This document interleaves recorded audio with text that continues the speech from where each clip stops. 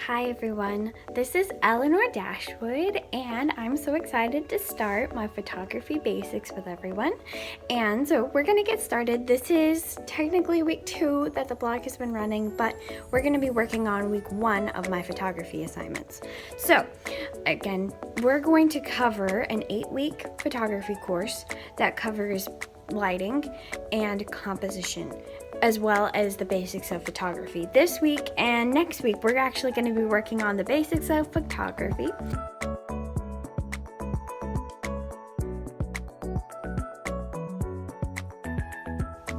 The first camera was actually called the Camera Obscura. It was a light-proof box with a light-sensitive material on the back of it. There was a tiny hole in which light would penetrate into the light-sensitive box and create an upside-down image. It was a really cool concept, and it started probably around the 1400s. But of course, cameras have developed since then, and in modern cameras, objects reflect light as a general rule. That's how we see things. When it's all dark, nothing's reflecting light, so it can process through our eyeballs, so we can't see anything.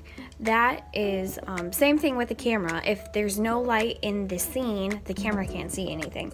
Light passes through the camera lens, which is normally attached to a body. The light bounces through an iris, which is called an aperture, which we'll talk about later. That shows you how much light can actually get into the camera body. Then the shutter, which is basically curtains that go across the light-sensitive material in the back of the camera, control the duration of the time the light is exposed to the sensor, or the sensor is exposed to light, which is in the back of the light-proof camera box. The sensor of a modern camera is actually made up of things called photosites. And photosites come in 3 colors. There's a red one, there's 2 green ones, and 1 blue one. One of these photosites creates a pixel. So you've probably heard of those. The pixel translates the image into an actual photograph, and it is stored on a memory card.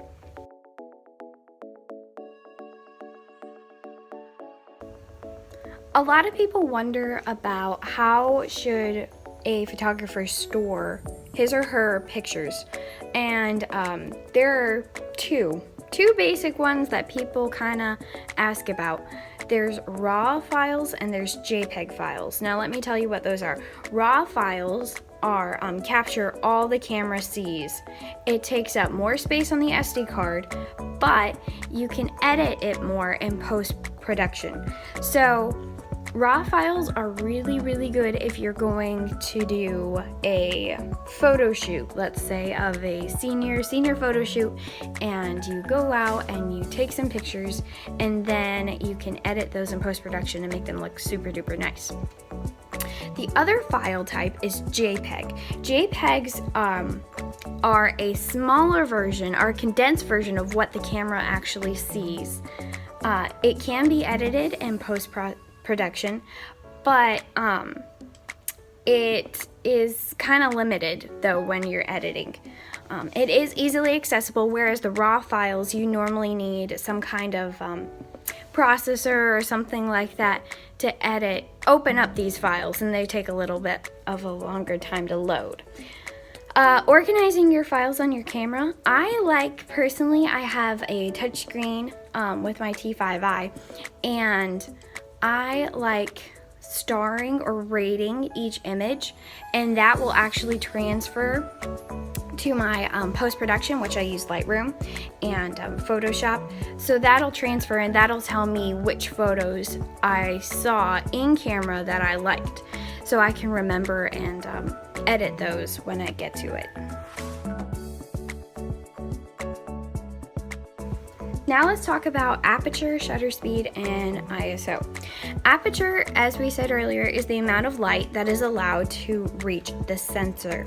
The aperture goes from f1.2 to about f28. f1.2 lets in a lot of light. You would think it's small, it's a small number, so it would be just like a little bit of light, but it actually lets in a lot of light, whereas f/28 actually lets in just a little bit of light. So that's kind of confusing at first, but you'll get used to it.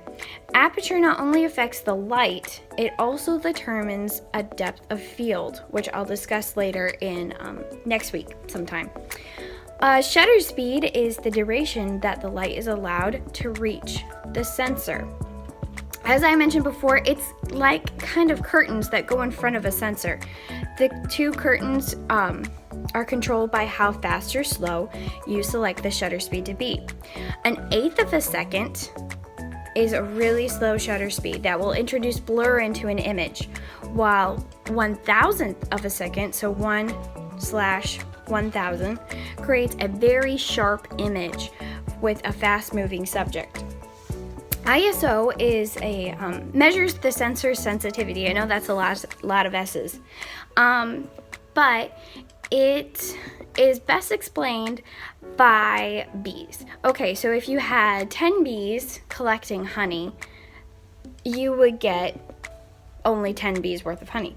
Whereas if you had 20 bees, the honey production would be a lot quicker. And then if you keep on going up like 10 numbers, so you go 10, 20, 30, we get a lot more done and a little short amount of time, or the same amount of time.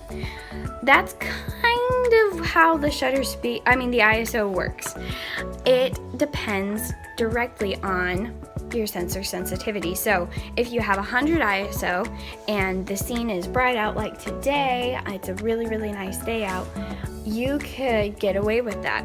It's only 10 worker bees. But if you have a dark scene, like at night, you would need some more bees so you could actually capture what was going on in that scene. So your sensor sensitivity has to be higher than if you have more light, it can be lower. So I hope that's kind of how I've had it explained to me before, so maybe that'll help you. And if that still doesn't work, look something up on Pinterest. I'll put a few links down below, or you can follow us on Pinterest at Dashwood Sisters 3. So let's recap.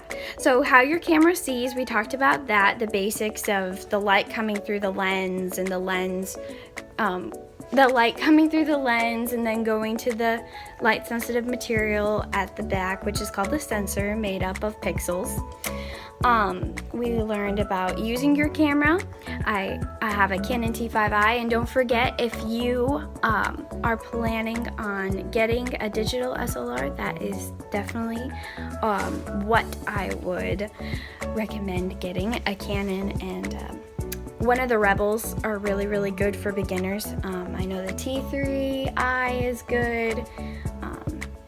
The Canon T5i, of course, is amazing. And it has its perks, like the screen switches and its touchscreen, which is really, really nice when you begin. And then we also learned about aperture, shutter speed, and ISO. Next week, we're actually going to be learning more about photo storage, manual, and autofocus, and some more things. So I'm excited to see you later, and I hope you have a fun week, and I hope this video has been helpful.